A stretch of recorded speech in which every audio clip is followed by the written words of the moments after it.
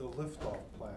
The liftoff plan, I in simple terms think of, we're gonna do this, this, and this, so can you just redo that a little bit? What is the liftoff plan based, coming off the policy? So right now the Fed FOMC has the Fed funds rate, the short-term interbank lending rate. Yeah. It's targeting that between a 0 and a quarter of a percentage point, which is about as low as it can go. Yeah.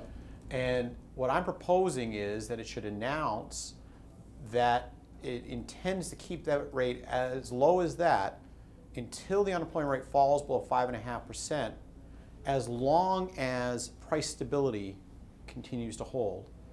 Now, what does price stability continues to hold mean? It means that inflation is between, the medium-term outlook for inflation is between 1.75% and 2.25%. And the reason I say that is because the FOMC's target for inflation is 2%, so it's a quarter percentage point in either direction.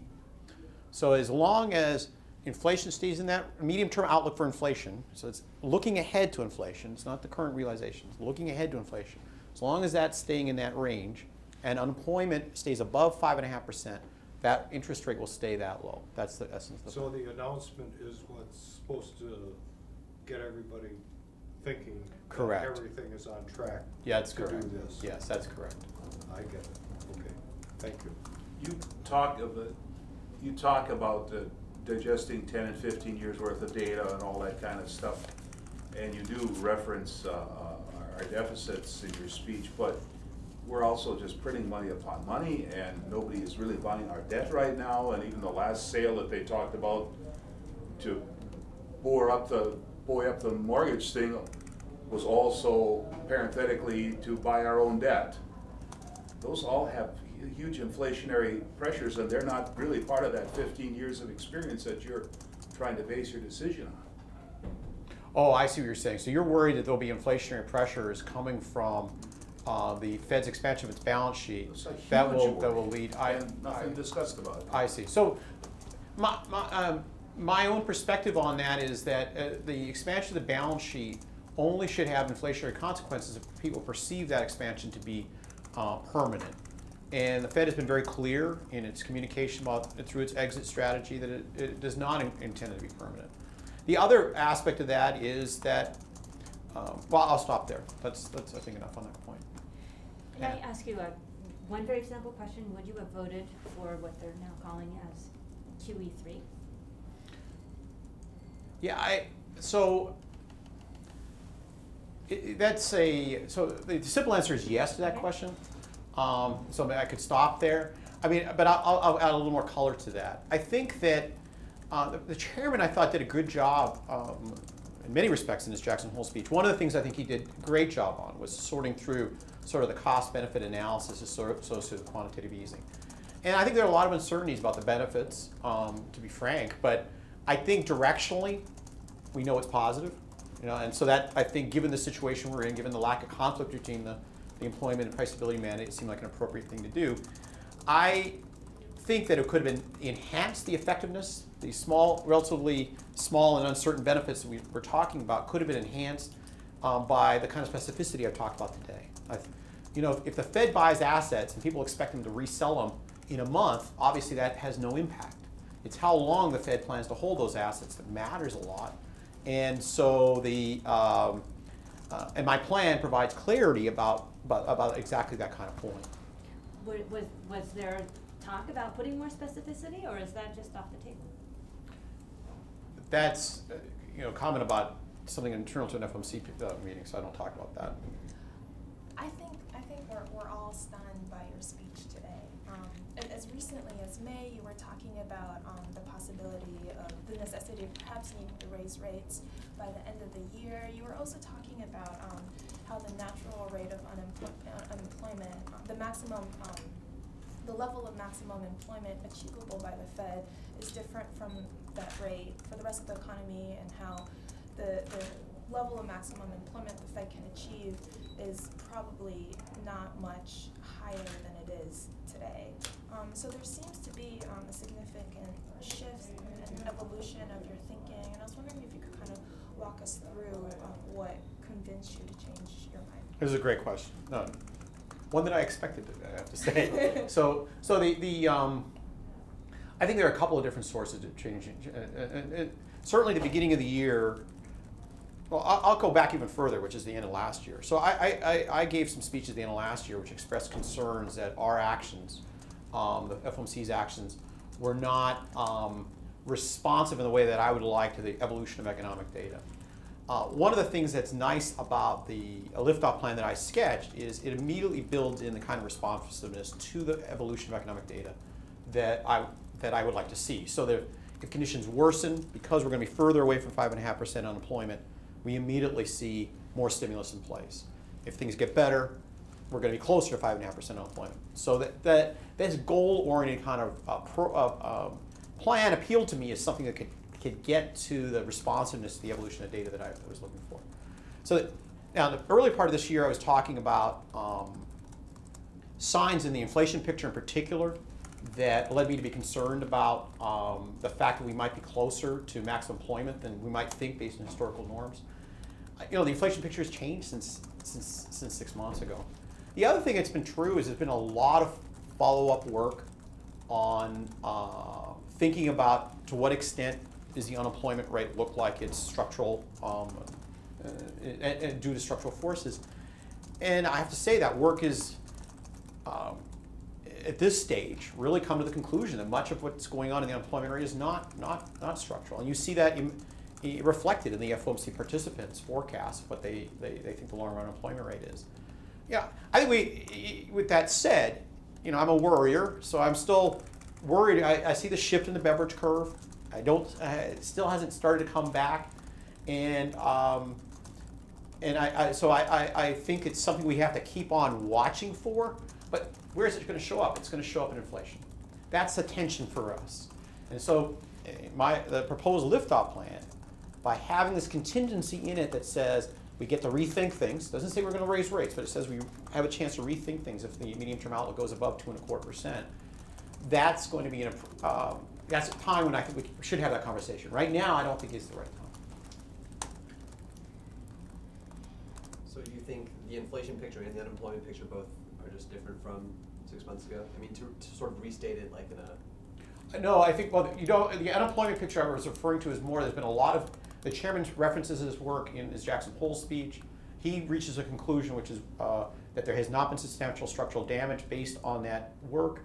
It's all really very micro kind of work more than looking at the macro picture. I don't think there's anything you could look in the time series of the unemployment rate and say whether it's structural or not. But what has changed, I think, is the inflation picture. At least my own forecast for inflation was that it was going to be higher than it's turned out to be, and you know that's played a role in my thinking for sure. As I think is appropriate for it to be responsive to that evolution of the data. Can I ask you about the course of asset purchases? I mean, first of all, how do you see what would be your preferred stance after Operation Twist expires at the end of the year, and when would you think that it might be, given your forecasts, appropriate to start tapering or stop it all? Yeah, that's a question I haven't really thought as much about, I have to say. You know, the committee statement talks about we're going to be looking at the medium-term outlook for the labor market, and it's sort of a different question from the one I addressed in my speech. They're related, obviously, but they're not the same because one is about adding accommodation and the other is about removing accommodation. So they're different questions. And the other issue that comes up as the FOMC statement talks about is, as the chairman's Jackson Hole address also talks about, I think the long-term asset purchase programs, you do have to be thinking about the efficacy of these.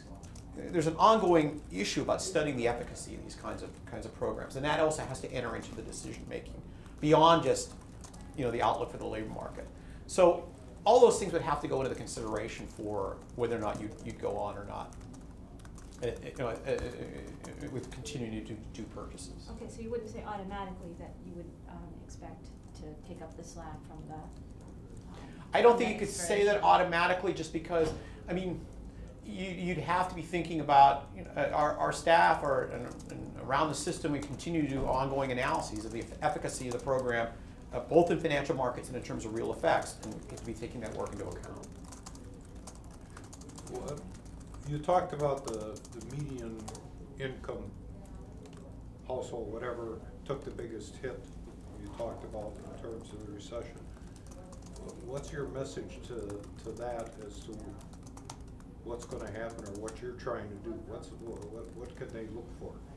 So the data I was referring to is data on net worth, which is value of assets minus liabilities, and the median net worth in the United States fell sharply during the since 2007, and the goal of Fed accommodated policies is to push downward on interest rates, especially longer term rates, but interest rates in general, and pushing downward on interest rates has an upward impact on asset prices. They move inversely to one another in financial markets and in all asset markets.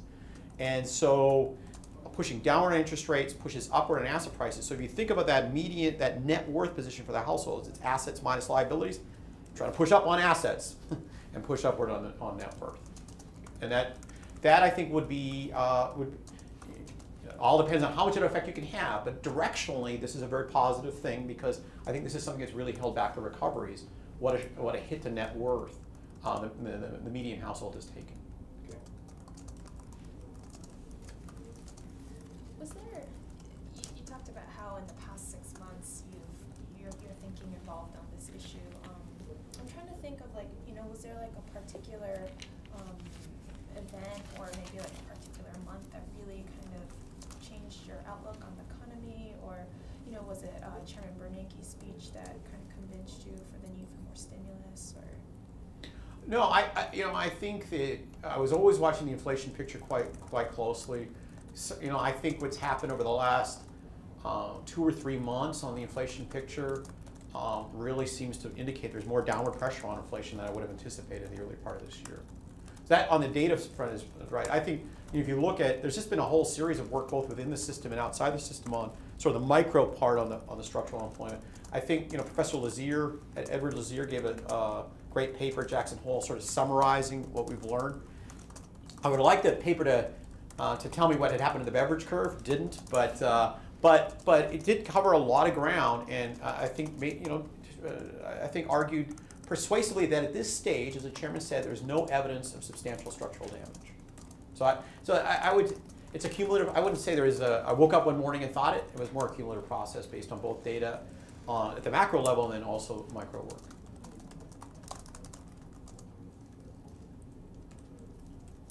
what's your take on the overall? What's your assessment of the current economic environment right now? I think my assessment is fairly similar to what the committee is. You look at the summary of economic projections. I'm in that kind of ballpark where I see that inflation is going to be running below mandate consistent levels over the next at or around or slightly below mandate consistent levels for the next 2 years. And the path down for unemployment, I think, is going to continue to be relatively slow. So, hoping to get down around 7.5 by the end of next year. That would be that would be a good outcome. Yeah, I will to circle back quickly to the structural unemployment issue. I mean, while I think it's not part of my benchmark outlook at this stage, it is important, I think, for the committee, either whether one thinks it's because we're going to learn about structural damage that has already taken place, or because structural damage could take place down the road. It's important for whatever liftoff plan we do formulate to allow for the possibility that we might have to confront that possibility, which we hope is very unlikely, but nonetheless, and I think my liftoff plan, by having these kinds of escape clauses for the medium-term outlook, based on the medium-term outlook for inflation, allows for that possibility. I know that tying policy to a specific economic condition is sort of where you want to be instead of the calendar, but if you were going to state it in calendar terms, I mean, your 5.5, given what you said in speech and afterwards in response to the audience question, it sounds like 4 or 5 years, something like that. Is that the... I'd say 4 more years, but frankly, Ann, I just don't find that it's not as useful a way of formulating a policy as it could be, because I think the benefit of saying it the way I've said it is, it allows you to be appropriately responsive to the evolution, and everyone knows the evolution of economic data, and everyone knows how you're going to respond because as I've said before, if the unemployment goes up, you know it's going to be longer than 5.5. If it goes down, we're closer to 5.5. I don't think the date provides that kind of automatic stabilizer effect that I think my proposed lift-off plan does. So, sorry, keeping that caveat in mind, I just wanted to make sure. So, would you say that based on current conditions, you would expect that in about 4 years we could get down to 5.5, or is there a better way to phrase that? So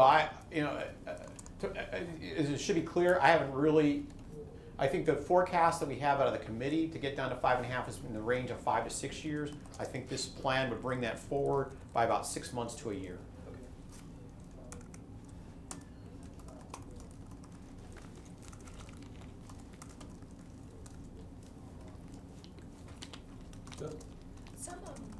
Some other Fed officials have talked about how they're concerned of using a single economic indicator to tie Fed policy, given that the unemployment rate, like last month we saw that it fell, but it was because of a drop in the labor force participation rate. Could you address those concerns? Yeah, so that's another good question. I think that any single economic indicator is going to have challenges associated with it. Why use the unemployment rate? I think the unemployment rate is one marker which I think is readily recognizable by most Americans as being something that correlates well with economic health. Yes, when you're going from 8.3 to 8.1, that correlation may not be as firm as you might like it to be. If you're going from 8.1 to 5.5, I think we can start to recognize that we're going to be in a much better place when that happens. So I'm sympathetic to the concern. If you were going to suggest if I was suggesting a number like 7.5, I think those concerns would be much more relevant.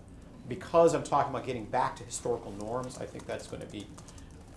I think it's important to identify a marker which is something that households, the general public, can recognize as saying we're at recovery. That's the point. The economy is healed at that stage.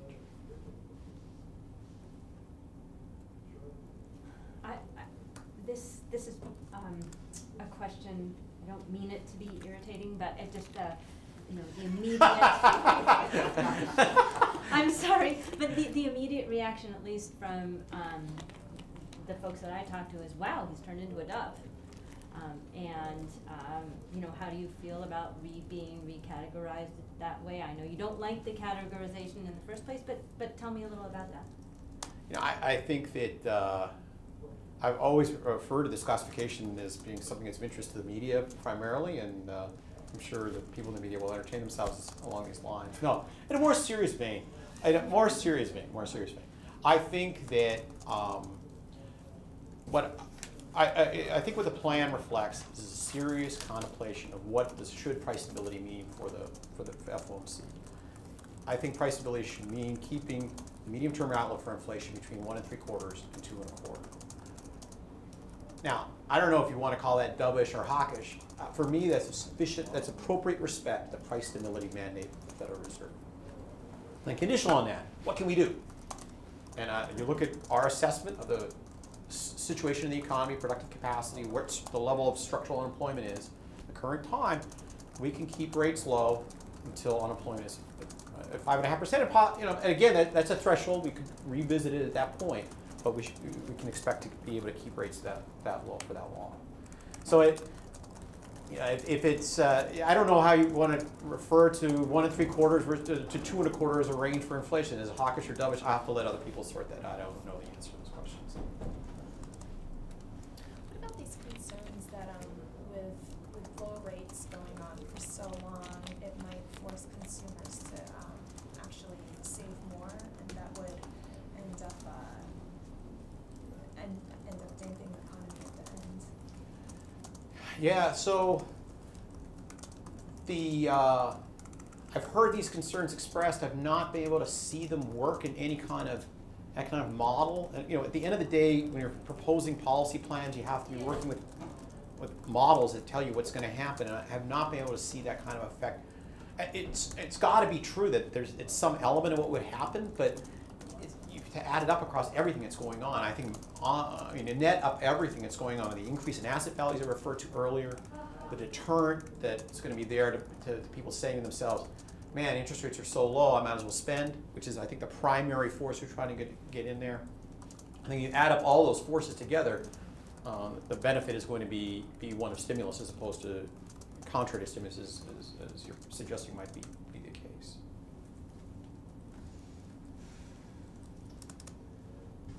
Anything else? One more? How do we know when the outlook for medium-term inflation rises to a certain point? I don't, you know, with like inflation right now, we have like specific reports that show us, But this is something I think that one of the things my plan would be forcing the FOMC to do on an ongoing basis is to tell the American public something clearly about what its medium-term outlook is. That would be I think good policy if we were doing that on a regular basis. The way we're doing it right now is through the summary of economic projections, but that's conditional on each individual participant's version of appropriate policy. So it's not quite what you want. What you'd like to actually have is the committee to be able to come up with some kind of collective vision of the medium-term outlook. This is done at other central banks around the world as part of ones that are engaged in inflation targeting in particular. This is a very important part of their communication mechanism. I don't see any reason why we wouldn't be able to do the same. So like a consensus forecast for 2 year ahead. Some kind of collective view of what 2 year ahead inflation looks like, yeah. That's by referring to the committee's view about the committee's medium-term outlook, that's what you'd have to have, is some kind of collective vision of that.